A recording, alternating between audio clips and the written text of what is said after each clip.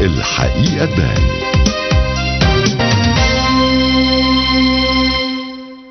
مساء الخير على كل مشاهدينا، اهلا بحضراتكم اول حلقات 2013. كل سنه وحضراتكم بالف خير.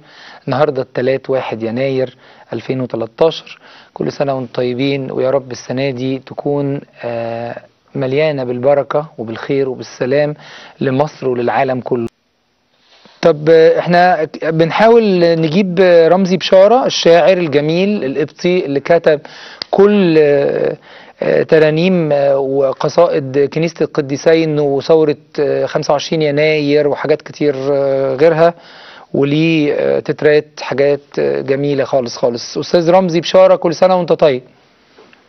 الفنان المتميز ايهاب صبحي، كل سنه وحضرتك طيب، وكل اسره سي تي في وكل مصر طيبين وبخير. ربنا يخليك. ورمزي انت بجد فخر للكنيسه والمصر كلها، لان انت شاعر يعني ياما نقلنا امسيات شعريه من الكاتدرائيه ومن اماكن تانية من قدام كنيسه القديسين، وكان ليك فيها مساهمات لا تنسى الحقيقه. اشكرك جدا يا استاذ ايهاب، انا يعني غلبان جدا، ربنا هو اللي ليه كل الفضل، انا ولا حاجه. بقول لك يا ترى كتبت حاجة جديدة بمناسبة الذكرى الثانية لأحداث كنيسة القديسين، أو بمناسبة نصراتة، أو بمناسبة يعني عندنا مناسبات كتير من هذا النوع؟ صراحة عندك حق، الأحداث كتير قوي متلاحقة، الواحد مش عارف يكتب عن إيه ولا صحيح إيه. صحيح. لكن بالفعل كتبت حاجة النهاردة اسمها رأس السنة.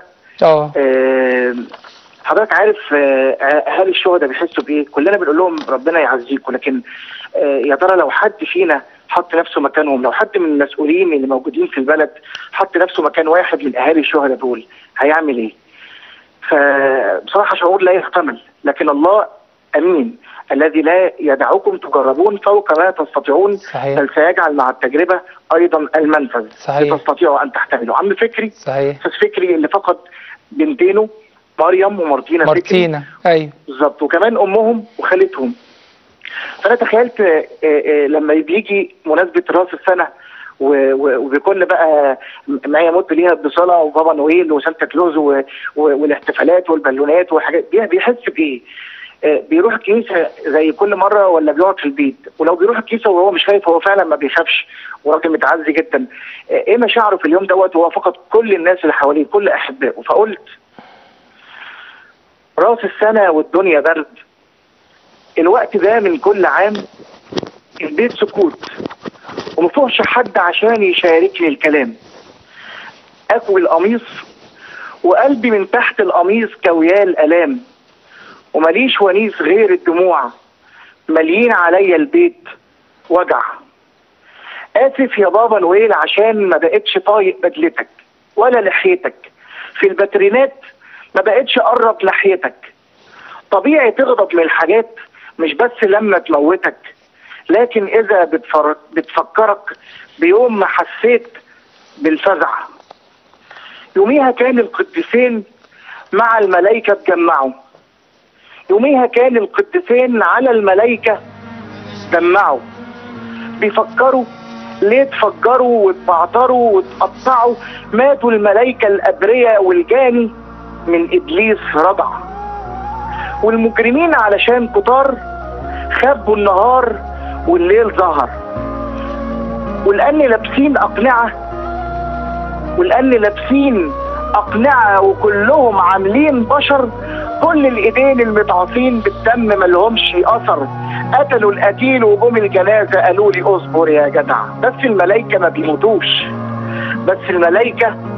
بيموتوش، فما تفرحوش ويومكم جاي. كل اللي مات ملاك هناك في حتة أحلى لسه حي، هقوى بنار التجربة لو كنت لسه ضعيف وني. راس السنة مش مرعبة، ده نجمهم فيها سطع. أنا قلبي مليان تعزية مع إنه للراحة بقش. علقم يا طعم الذكريات دقت، لكن قلبي ما دقش. ولو وحيد أنا مش وحيد، سابوني بس الله ما سابش.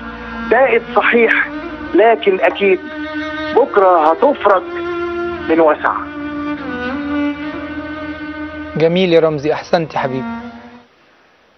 ألو اشكرك يا استاذ ايهاب، وربنا يعزز الكنيسه في كل مكان وفي مصراته وفي مصر وفي كل حته في الدنيا، ويصبرنا وكله لخير ومصيرها هتنتهي وربنا موجود. الثلاث جمل الخالده يا قداسه البابا شنودة الثالث اعتقد اقوى حاجه هيعزوها في الاوقات دي.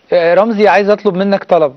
امرني اتفضل. ممكن يعني انت كل المواقع المسيحية بتتلقف اشعارك، فارجوك بس روح من الايجابية ومن القتال السلمي السياسي الديمقراطي المدني الليبرالي في شبابنا، علشان الفترة اللي جاية احنا محتاجين فيها ناس ايجابية، مش ناس لا تقفل على احزانها ولا تيأس وتقول ايه ما هي كده كده خرب. بالظبط، عندك حق يا استاذ ايهاب. اشكرك يا حبيبي، كل سنة وانت طيب. طيب. كل سنة وانت طيب.